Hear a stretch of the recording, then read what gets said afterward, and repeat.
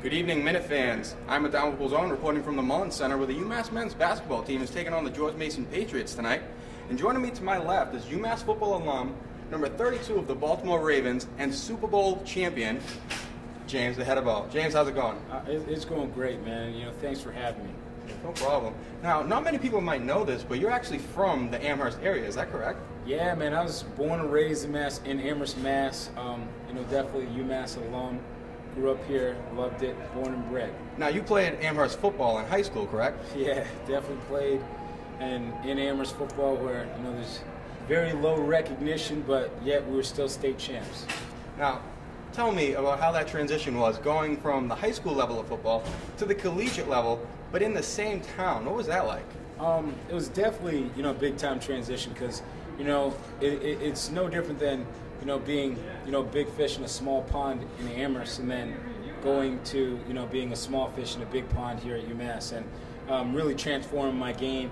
Coach Whipple, he gave me that opportunity to walk on and potentially earn my scholarship to, prove myself that I was worthy of playing here at the university. And I did that and, went on to be an All-American and so forth. So he really gave me the opportunity, and that, I was just really thankful for that. Now, I'm sure you've heard Mark Whipple is actually coming back to the UMass football program. Do you think he's going to ignite a fire under these players and maybe change the direction of this football team? I think he already has. I think the change with him, putting him at the helm was what this, program needed.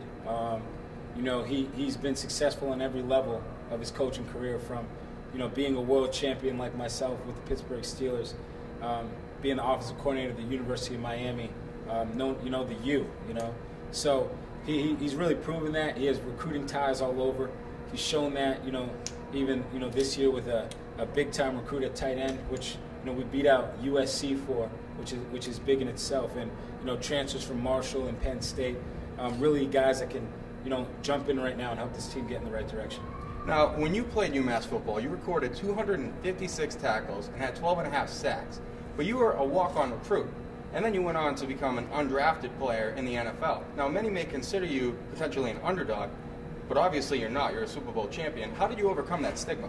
I wore it, and I wore it with pride. Many called me an underdog, and, often people, will tell me, hey, you're one of the most underrated safeties in the NFL. And, it's kind of been my whole career, and I appreciate that, and I wear it with pride, and I wear it with a chip on my shoulder, because I always look at opportunity as the key to life. You put an opportunity in front of me, and I'll make the best of it and I'll maximize it. Often, in my NFL career and even in college, so many guys that I was around always said, man, if I got a chance, this is what I would do. And as they're saying that, their chance is passing them by. And so I just sat back, didn't say a word, went by the motto, outwork everybody, and, just jumped at opportunities I had and made the best of it. Well, it definitely worked for you. I mean, you played alongside, in the Super Bowl, Ray Lewis and Ed Reed, both potential, well, they are Hall of Famers. Tell me, what was that like? Definitely amazing. I opportunity to play with Ed Reed, the best at, the position ever. And to learn from him, learn how he studied, how he went about, his NFL career to be so successful. And then, Mufasa himself, to be, play alongside Ray Lewis. And, his accolades go forever, but yet he's still humble and, carries himself with such pride and just an honor to be, around him and learn from his leadership and the player that he is, and such a dominant player he's been throughout his career. Now, let's take it back to that AFC Championship game. First off, were you a Patriots fan growing up? Yes and no. My dad was a Cowboys fan, so I really was a Cowboys fan, but I did, enjoy the old school UMass riots every time the Patriots won a Super Bowl. So.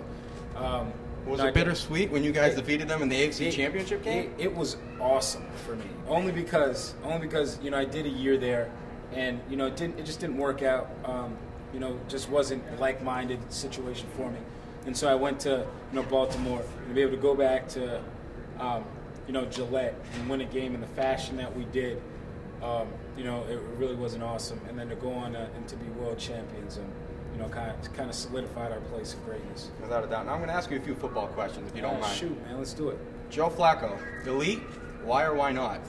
He's definitely elite, despite this past year. You could put it up with Eli, even though Eli has 2 Super Bowls. They both had off seasons.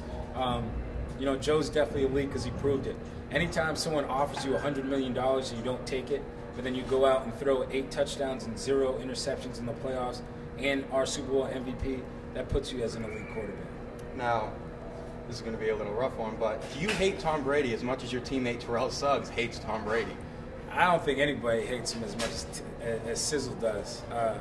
Sizzle has a separate passion, for Tom, and but I definitely appreciate Tom as the man he is on, and his character and everything that he stands for, and it's definitely fun competing against him. I would say that. Now, Ray Lewis said it was like playing a chess match against Tom Brady. Is that true?